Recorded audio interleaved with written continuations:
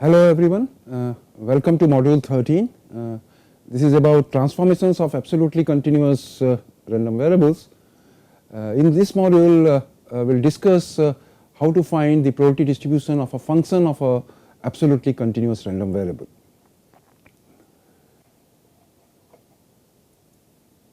So suppose x is an absolutely continuous random variable with distribution function fx and PDF fx, small fx.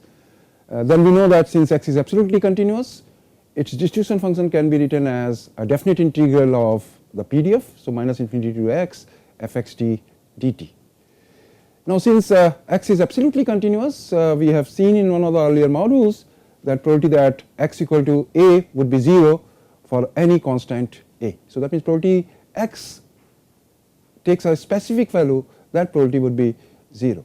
Now since probability that x takes a specific value is 0, so that is why all these probabilities, that probability x lies between a and b inclusive, x strictly between a and b, and x lying between a and b where a is inclusive, and x lies between a and b where both a and b are inclusive, these all probabilities would be same and they would be same as a to b fxt dt. This we have seen in earlier modules. This is happening because probability of x taking a singleton value is 0. Now in general, for any set a belonging to R, probability that x belonging to a would be same as integrate fxt over the set a. So when I say that integrate the PDF over a set a, what it means is integrate the PDF along with its indicator function from minus infinity to infinity. That is what integrating fxt over a set a means. Now we will assume throughout that my PDF fx is continuous everywhere except possibly at finite number of points, and suppose those points where it is not continuous are x1, x2, xn. Now in that situation we know that my distribution function is differentiable everywhere except at discontinuity points x1, x2, xn. So what we will do is in such situations we will take our PDF to be fx prime t if t does not belong to x1, x2, xn, 0 otherwise. This is due to the fact that my fxt or fxx is same as minus infinity to x fxt dt. So if it is continuous, then you know that fx prime x is same as fxx. So it was continuous everywhere except at these points, so my PDF would be same as fx prime t, and I take PDF to be 0 otherwise, because I know that if x is absolutely continuous, the PDF can always be changed at finite number of points. So even if I take any value which is non-negative at x1, x2, xn, that should work. So I am taking that to be 0. Now the support of random variable x is collection of all those x belonging to R such that fx x plus epsilon minus fx x minus epsilon is greater than 0. Note that this is same as probability that small x minus epsilon less than x less than or equal to x plus epsilon. So what I am saying is this is positive for every epsilon greater than 0. Note that suppose for some epsilon this probability is positive. So what I am saying is probability take value x minus epsilon to x plus epsilon is positive for some epsilon. Then I know that probability is monotone. Then if I take any epsilon bigger than that epsilon, then probability that x takes value in x minus epsilon 1 to x plus epsilon 1 would also be positive. So what it says is support is collection of all those values of random variable x such that the random variable x takes with positive probability values in an interval around that point. So if they exist, so x would be said to be in support of a random variable x if I can find a neighborhood around x such that probability that x takes value in that neighborhood is positive.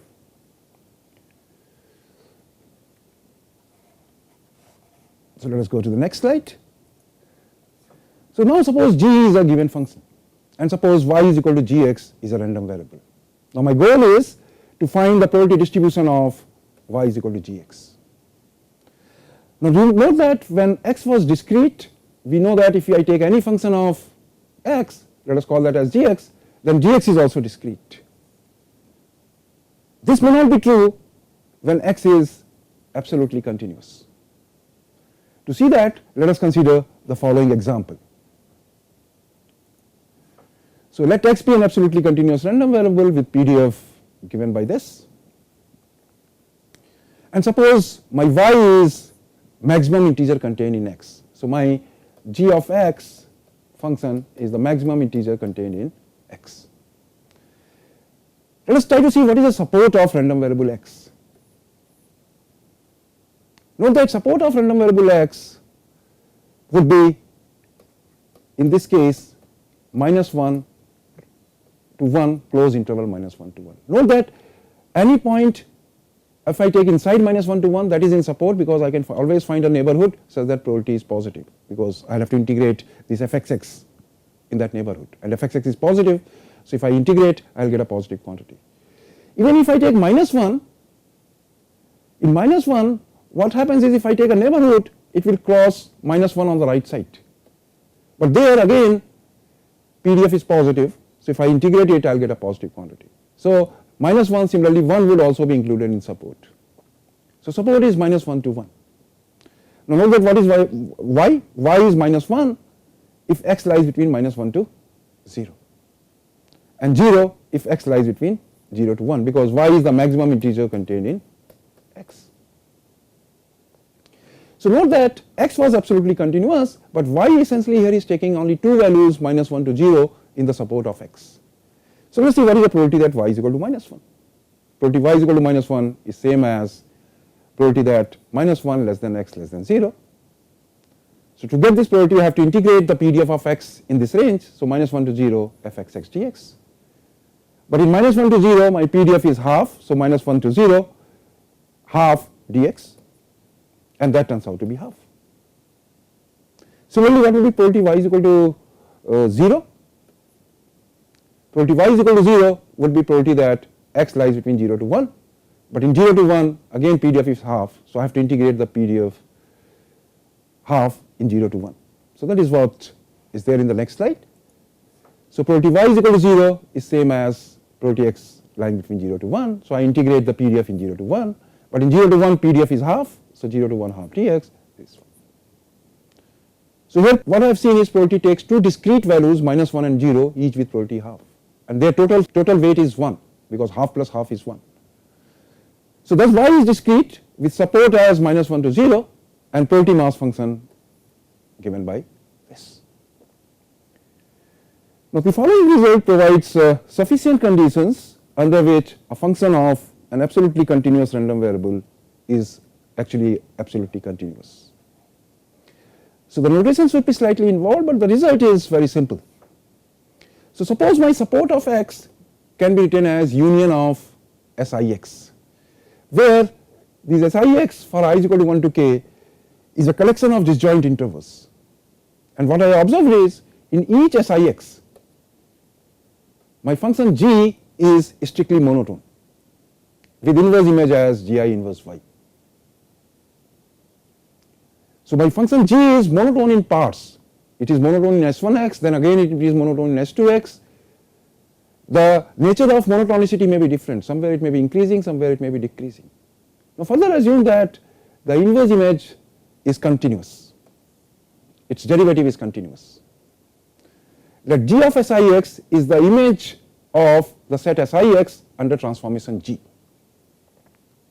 So this is a collection of all those gx such that x belongs to SIX. Then the random variable y is equal to gx is absolutely continuous, and what will be its PDF? In each of the sets S1x, S2x, xkx, so let us fix here the set SIX. So for SIX, I look at what is gi inverse y is, inverse image of g. So I write down fx of g inverse y, gi inverse y. Then I take its derivative of the inverse image. Then I look at the image of SIX under g, and then I write down I g SIX y, where for a set A, IA denotes the indicator function. That is, IA y is 1 if y belongs to A, 0 otherwise. So this result is simple in the sense its notations are although slightly involved, but the result is simple in the sense that I have to find k intervals in the support, So first assumption is my support is union of intervals. Second thing is within each these intervals my G is monotone. I look at the inverse image, I look at the derivatives, and then I use this formula to get the PDF of y is equal to gx. Let us go to the next slide. Let us consider a corollary of the above result, which is for k is equal to 1. K is equal to 1, that means my Sx itself is an interval and my whole function g is monotone of the same kind in Sx. So either it is strictly increasing in Sx or it is strictly decreasing in Sx. So suppose that g from Sx to R is strictly monotone with inverse image function g inverse y. Further suppose that derivative of g inverse y is continuous. Let g of Sx is the image of Sx under G. So this collection of all those Gx such that x belongs to Sx. Then y is, which is g of x, is of absolutely continuous type and its PDF would be given by this. So note that this is same as the last result for k is equal to 1. So there is no sum over here, I is equal to 1 to k because k is 1. So fx g inverse y, I take the derivative of inverse image and then I indicator function of g Sx. So these notations may look slightly complicated, but its application is very simple. I am not going to prove this result in this course,